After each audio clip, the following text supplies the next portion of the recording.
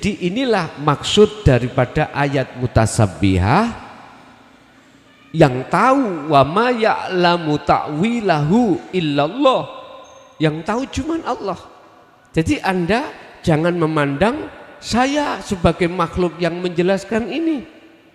Anda harus memandang siapa di dalam diri saya, sehingga muncul kalimah penjabaran ayat yang bersifatkan mutasabbihat ini.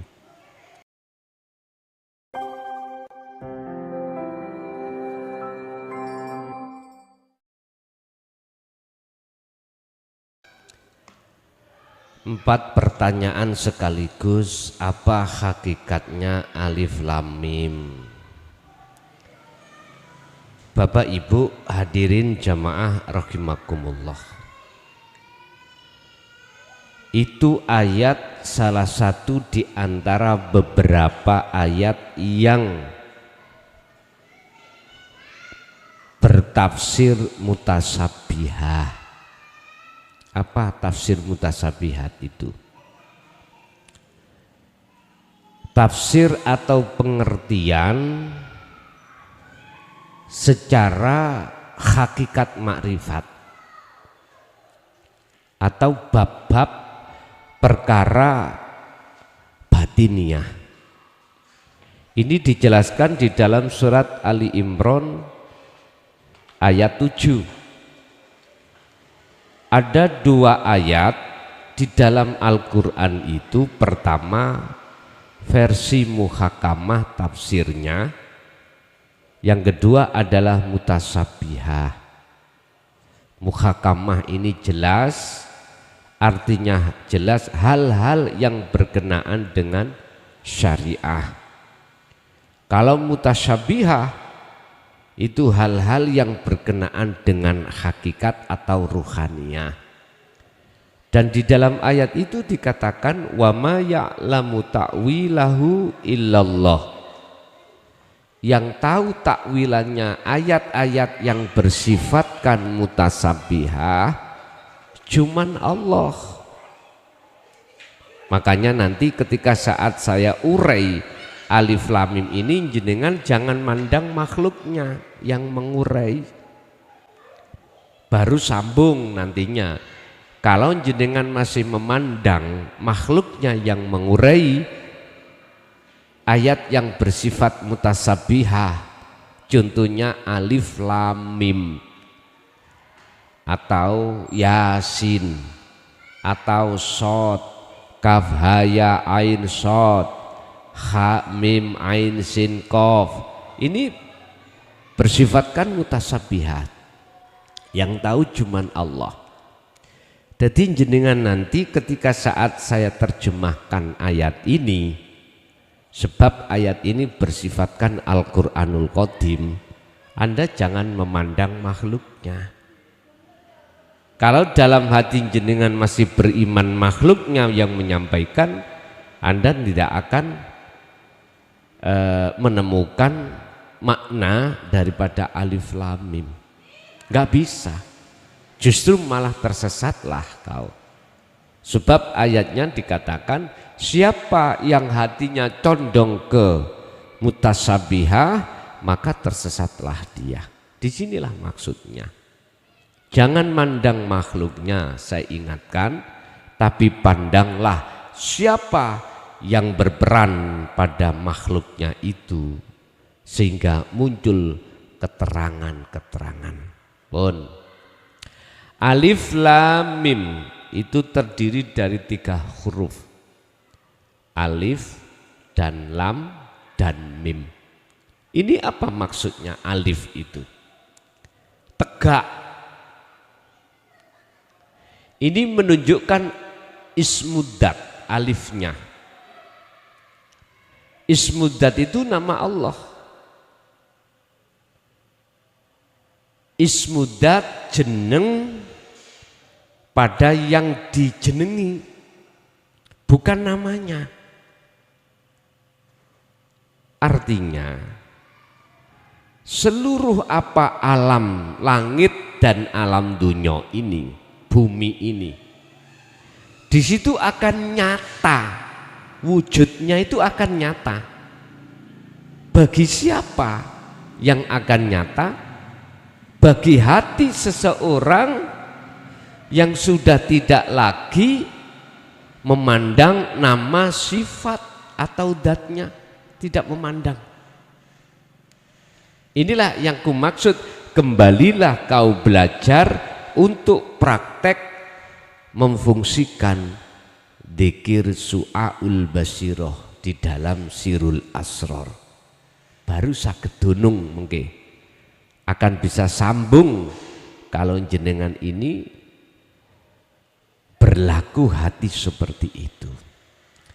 Jadi alif niku bukan maksudnya nama sebuah Tuhan, bukan, tetapi sang pelakunya yang memiliki nama itu.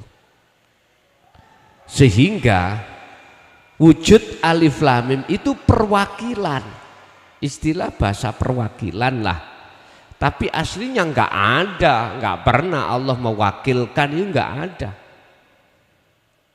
Inilah Pak Bu, kebingungan kita, ketidakfahaman kita ketika saat sudah masuk ke ranah alam ahadiyah menuju alam ahad, alam pemusnahan semua perkara apapun untuk mendapatkan alam yang sejatinya, yaitu alam ahad. Hal itu akan bisa terjadi hanya satu jalannya, sirotim mustaqim.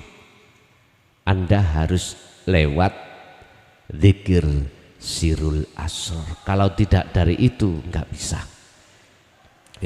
Itu maksudnya alif. Ketika alif ini hakikatnya sudah manjing di dalam hati Anda, maka muncullah lam. Lam adalah latif, halus. Bahasanya lam ini halus, dalam hati jenengan asalnya itu kasar. Ketika menerima takdir Allah kasar banget. Atau dalam ayat lain dikatakan innakum dolamtum anfusakum, kau itu dolimi pada dirimu sendiri, berarti sama dengan dolimi Allah. Bentuknya apa? Ketika jenengan diberikan Allah rizki, hatimu senangnya luar biasa. Sampai senangmu itu lalai kalau Allah yang memberi. Mayoritas ini Pak Bu. Sehingga Anda menganggap yang memberikan itu makhluk. Inilah bentuk jenengan kalikul ini kasar. Datang Allah. Menghaki yang bukan hak kita. Kita nggak punya hak apa-apa. Itu tadi bentuk kita menghaki yang memberikan Allah. Mengapa hati kita itu kok mengatakan selain Allah? Ini sama halnya kita merampas. Inilah perbuatan kasar kita. Lagi kita dihadapkan oleh Allah dengan kondisi susah. Bentuknya apa? Kebutuhan jasmani seret, bahkan di situ banyak persoalan. Apalagi masalah ini. Jadi bentuk kita dolim pada Allah, kasar pada Allah, ya seperti itu tadi. Dan ini merata di tengah-tengah umat itu, merata banget. Sebab apa? Sebab hati kita tidak bisa memandang sejatinya sang pelaku. Akhirnya kita selalu berbuat kasar pada Allah. Yukhadi'unallaha, kita apa? Menghujat, mungsuhi Allah. Walladzina amanu, dan kita menghujat dan memungsuhi pada orang-orang yang beriman di dalam hakikat makrifat pada Allah. Tapi olehnya kita memungsuhi seperti itu sama halnya merugikan diri kita sendiri. Lah, ketika dinul haq itu sampai terima, terus sampai amalkan, muncullah iman dan takwa, maka latif, halus dalam hatimu. Artinya sudah tidak lagi hatimu itu zalim terhadap Allah. Wis, mim, huruf mim. Inilah Bapak Ibu bisa saya masukkan dalam koroba, murokoba, kedekatan Anda pada Allah. Otomatis kalau jenengan sudah dekat, bahkan sudah sampai pada Allah, hatimu mesti diam, alias tidak banyak nuntut pada Allah, diem, alias sedika dawuh, alias qanaah, nrimo ing pandum dengan hati ikhlas dan ridho. Lah, bisanya muncul mim, bisa muncul lam, hati jenengan harus pertama alif. Apa? Anda harus sudah sampai pada makrifat minimal muraqabah di dalam babus salam, babul musyahadah. Minimal Anda merasa Allah sudah dekat dalam setiap aktivitas apapun. Ini kudu dibangun dulu. Setelah ini jenengan bangun, maka otomatis lam mim itu akan muncul. Jadi inilah maksud daripada ayat mutasabbihah, yang tahu wa ma ya'lamu ta'wilahu illallah, yang tahu cuman Allah. Jadi Anda jangan memandang saya sebagai makhluk yang menjelaskan ini. Anda harus memandang siapa di dalam diri saya, sehingga muncul kalimah penjabaran ayat yang bersifatkan mutasabihat ini. Pun satu. Nomor dua, pertanyaan nomor dua apa tadi lempar?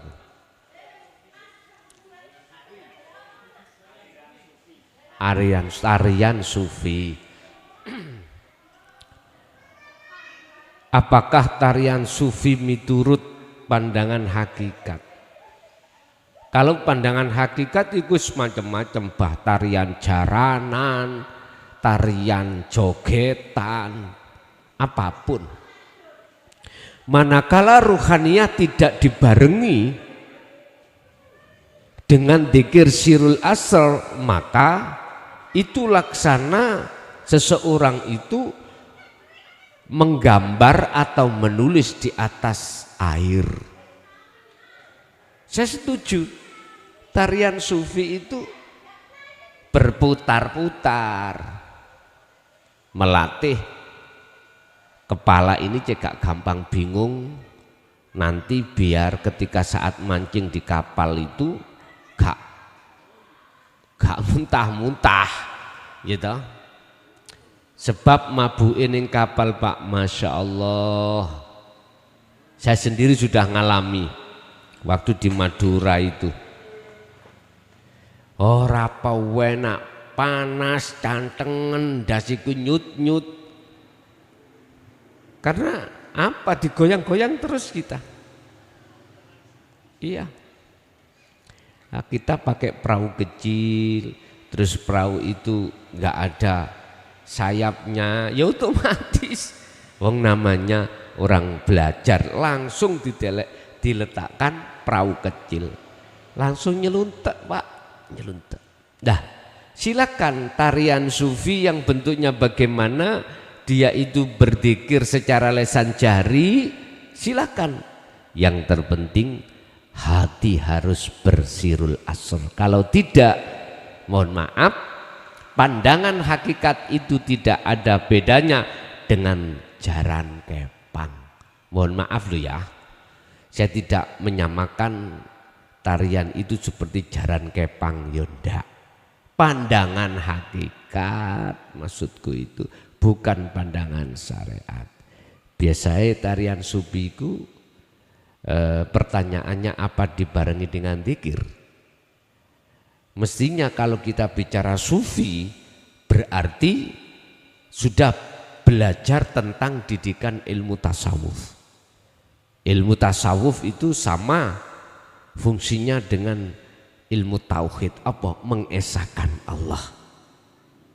Daqaiqul asrar membahas tentang lembut-lembutnya atau halus-halusnya rahasianya Allah. Pertanyaannya, apa memang begitu? Nah itu loh Bu. Jadi Bu, jikalau tidak didasari tarian sufi dengan dzikir sirul asrar, miturut pandangan kami secara hakikat tidak ada bedanya dengan jaran kepang. Pun titik. Nek nesu pandangan hakikat, aku bukan pandangan manusia. Itu. Wes, yang kedua. Untuk yang ketiga, hakikat manusia. Pun. Banyak manusia yang tidak menempatkan dirinya pada yang sebenarnya. Apa hakikate manungso? Sifat hakikate menungso iku berlawanan dengan sifat hakikate Allah, Tuhane. Sifat hakikate manusia itu berlawanan dengan sifat hakikate Allah. Contoh, kita mengenal di dalam beberapa sifat ada 4, nafsiyah, salbiyah, ma'ani dan maknawiyah. Itu sifat Allah yang dimasukkan dalam satu wadah, namanya sifat wajibnya Allah. Kita kutip pertama adalah wujud. Kalau Allah sifatnya wujud, berarti lawan wujud Adam. Manusia harus Adam. Adam berarti tidak wujud. Lah, ketika kita merasa wujud manusia, berarti kita tidak bisa menempatkan diri. Itu namanya merampas baju Allah, berarti disebut dolim.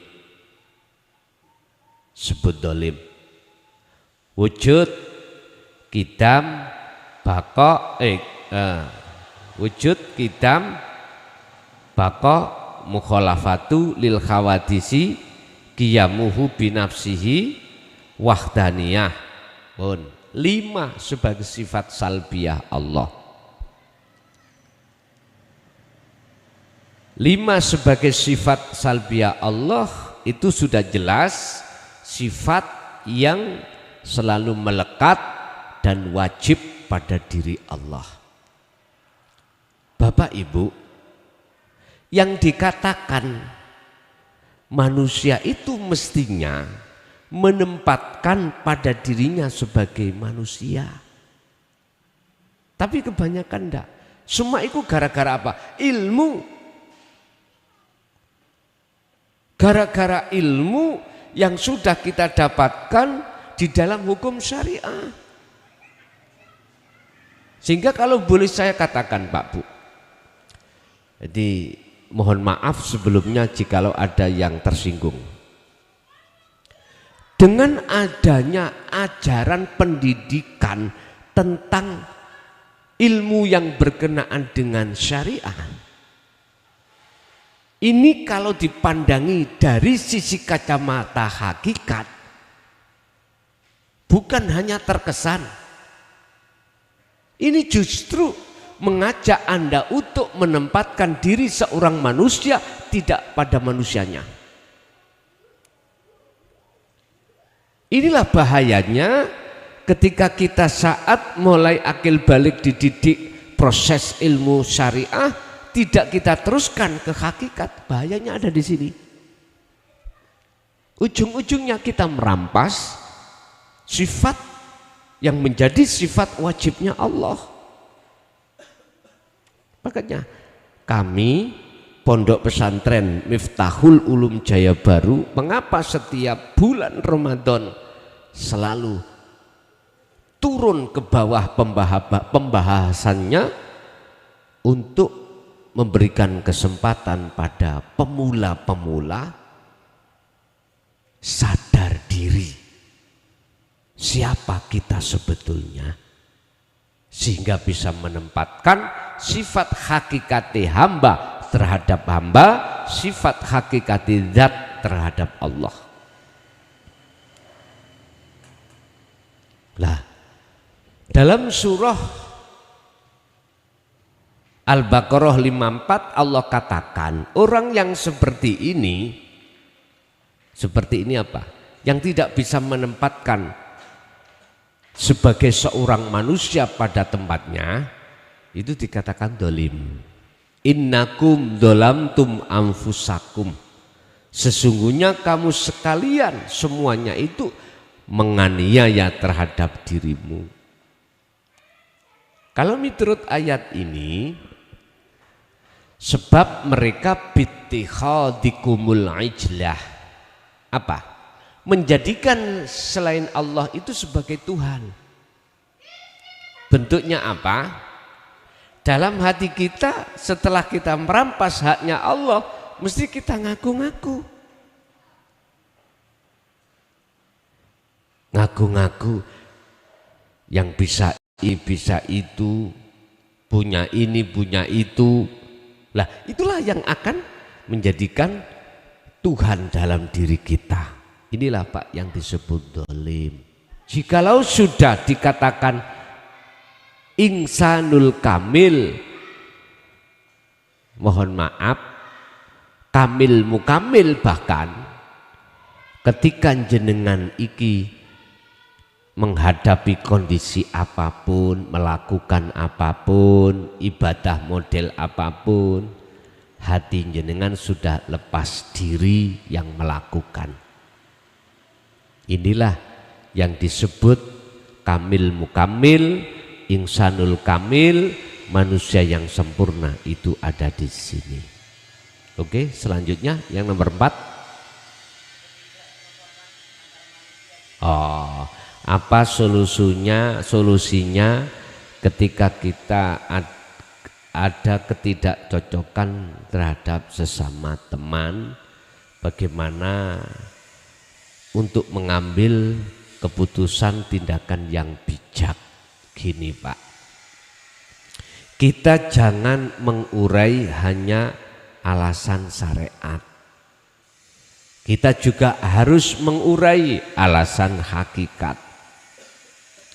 Biar bijaksana, janganlah kita mengurai dari hukum-hukum alasan syariat saja, tetapi juga kita harus mengurai hukum-hukum secara hakikat.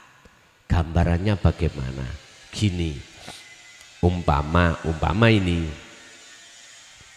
kita punya kumpulan, ya, kita punya kumpulan, entah kumpulan tahlil atau kumpulan yasinan atau kumpulan kegiatan gotong royong. Kita jadwalkan, misalkan dalam perkumpulan itu banyak anggota-anggota. Umpama saya jadi ketuanya, umpama kumpulan tahlil atau kumpulan yasinan atau kumpulan yang lain yang bermanfaat sifatnya pada kumpulan tersebut. Lah, ketika saat saya sebagai pemimpin dengan dasar keputusan bersama bahwasanya hari Minggu kedua atau ketiga itu kita berkumpul membahas tentang apapun ya.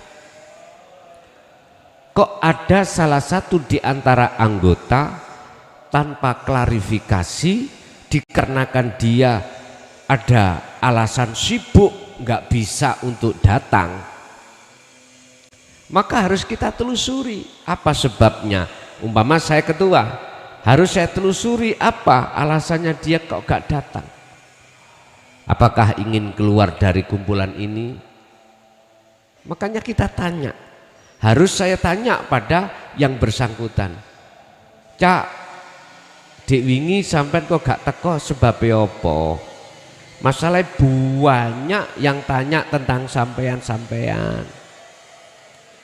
Akhirnya jawab toh, olehnya kita tidak bisa datang karena darurat atau ada sesuatu kesibukan yang menjadikan tidak bisa datang. Cuman saja pada saat itu yang bersangkutan belum berklarifikasi, belum memberikan klarifikasi. Lah kita tanya, lah kalau kita tanya tahu alasannya, ini kan secara syar'i, kita harus mengungkap secara hakiki. Masih yang bersangkutan juga begitu. Jikalau tidak bisa hadir, wong zaman sekarang WA bisa kok. Kita kasih kabar beliau-beliau ini. Jadi pengurus-pengurus kita kasih kabar, oh aku gak iso teko sebabe mohon maaf anakku sakit, sebabe ada urusan yang tidak bisa tinggalkan. Kalau kita mau berklarifikasi, maka di situ nanti akan terasa indah dan nyaman perkumpulan itu. Pun kita harus kembali untuk melihat sisi hakikatnya. Sisi hakikatnya bagaimana? Kita memandang olehnya dia tidak bisa hadir, itu memang Allah yang tidak menghadirkan secara syariat sebagai alasan Allah untuk tidak bisa hadir, maka di situ kita akan menjadi nyaman. Nggak ada perlu yang disalahkan. Bahasanya tidak ada perlu yang didustakan. Jadi saya harus memandang tidak hanya alasan secara syariat, dan juga harus kita memandang saya alasan secara hakikat. Alasan secara hakikat itu sederhana Pak Bu, tidak mengurai sing aneh-aneh. Apa? Kita akan yakin olehnya yang bersangkutan tidak bisa hadir itu semata-mata juga karena Allah. Artinya yang tidak bisa menghadirkan juga Allah. Nah ini kalau tidak kita urai secara hakikat, hanya secara syariat saja, nanti kita akan gak enak-enakan. Di hati itu ada gerunjelan, tapi kalau kita tarik juga di alasan hakikat, maka makplong, hati terasa nyaman. Yang bersangkutan juga begitu, nanti akan memberikan klarifikasi jikalau tidak bisa hadir, mungkin paling tidak minimal WA, Cak aku gak esok datang dikarenakan bla bla bla bla bla, begitu Pak. Pengurus saya sebagai pengurus ning hati bisa menerima, gak langsung nyalah nih. Nah berhubung gak klarifikasi jenengan manakala mboten klarifikasi, maka saya akan terasa gak enak. Biar ini tidak terus menerus kutanyakan terhadap yang bersangkutan, Cak jenengan kae mboten dugi tidak bisa hadir sebabnya apa? Akhirnya diklarifikasi, oh saya sebabnya bla bla bla bla, sepurone ya maaf saya tidak sempat memberikan kabar klarifikasi sebelum kumpulan itu dikarenakan memang saya sibuk dan lain sebagainya. Nah, untuk supaya tidak terjadi lagi, wong namanya kumpulan itu kadang bisa datang, kadang tidak. Itu juga semua ada alasan. Klarifikasi minimal sebelum terjadi. Sehingga wedang yang sudah dikasihkan cek gak nganggur, ben diombe lho ngoten lho. Jadi biar nggak tuas menghadapkan hidangan, terus mubazir, nggak ada yang makan, mesake. Sebagai apa? Sebagai pemimpin saya sudah nyiapno daharane, nyiapno mimie. Undangan saya sekitar orang 50, sing teko 10 misale. Ya mesti gelo kula. Lah, biar tetap berjalan terus kumpulan yasinan atau kumpulan apa pada diri saya, bagi anggota yang tidak bisa hadir kasih klarifikasi pada saya. Oh ya, saya maklumi, pasti ketua itu memaklumi. Ketua yang bijak itu pasti memaklumi atas segala hal apa yang dirasa oleh anggota. Aku yakin seperti itu. Karena tidak ada miskomunikasi, akhirnya disitulah letak salah fahamnya di situ nanti. Nah, ini sebagai pembelajaran. Oke.